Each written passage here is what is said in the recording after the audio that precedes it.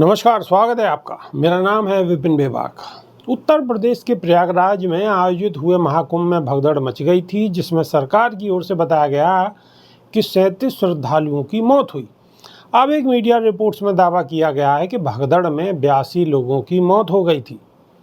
Report सामने आने के बाद समाजवादी पार्टी और यूपी के पूर्व मुख्यमंत्री अखिलेश यादव ने भारतीय जनता पार्टी पर हमला बोला है। उन्होंने ट्वीट करते हुए इस वाकया को तथ्य बनाम सत्य 37 बनाम 82 बताया है। सपा प्रमुख ने ट्वीट करते हुए कहा है कि सब देखें, सुने, जाने, समझें और साझा करें। सत्य की केवल पड़ताल नहीं, उसका प्रसार भी उतना ही ज़रूरी होता है। भाजपा आत्ममंथन करे और भाजपाई भी और साथ ही उनके समर्थक भी कि जो लोग किसी की मृत्यु के लिए झूठ बोल सकते हैं, वो झूठ के किस पाताल पर्वत पर चढ़कर अपने को अपने मिथ्या साम्राज्य का मुखिया मान रहे हैं। झूठे आंकड़े देने वाले ऐसे भाजपाइयों पर विश्वास नहीं करेगा। अखिलेश यादव ने सवाल खड़े करते हुए कहा है कि सवाल सिर्फ आंकड़े छुपाने भर का नहीं है, सदन के पटल पर असत्य बोलने का भी है और इस बड़ी बात का भी है कि महाकुंभ मृत्यु मुआवजे में जो राशि नकद दी गई वो कैश क्यों दी गई, वो कैश आया कहाँ से, और जिनमें वो कैश वितरित नहीं हो पाया वो कैश वापस गया किसके हाथ में।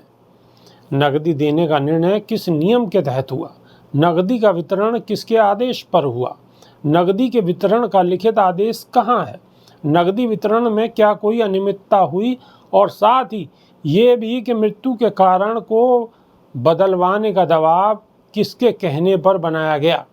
सपा मुखिया ने बीबीसी की रिपोर्ट का जिक्र करते हुए कहा कि ये रिपोर्ट अंत नहीं, महाकुंभ में हुई मौतों और उनसे जुड़े पैसों के महासत्य की खोज का आरंभ है।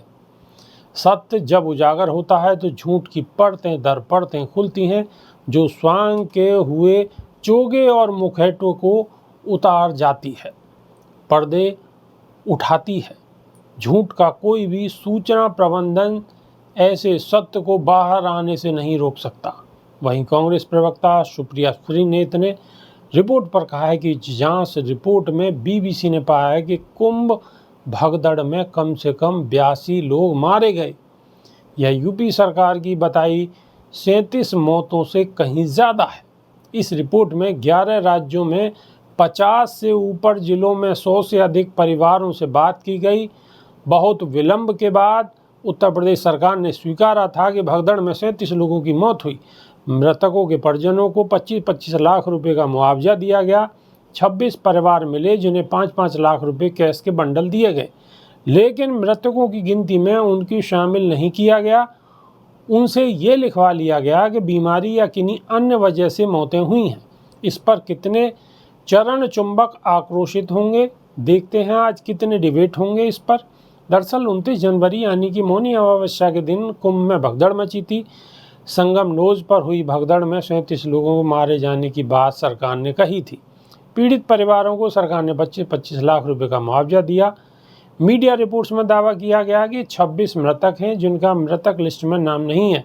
50 से अधिक जिलों में की गई पड़ताल में ये बात सामने आई और दावा किया गया कि इसको लेकर पुख्ता सबूत मिले हैं। तो अभी के लिए सिर्फ इतना ही। नमस्कार।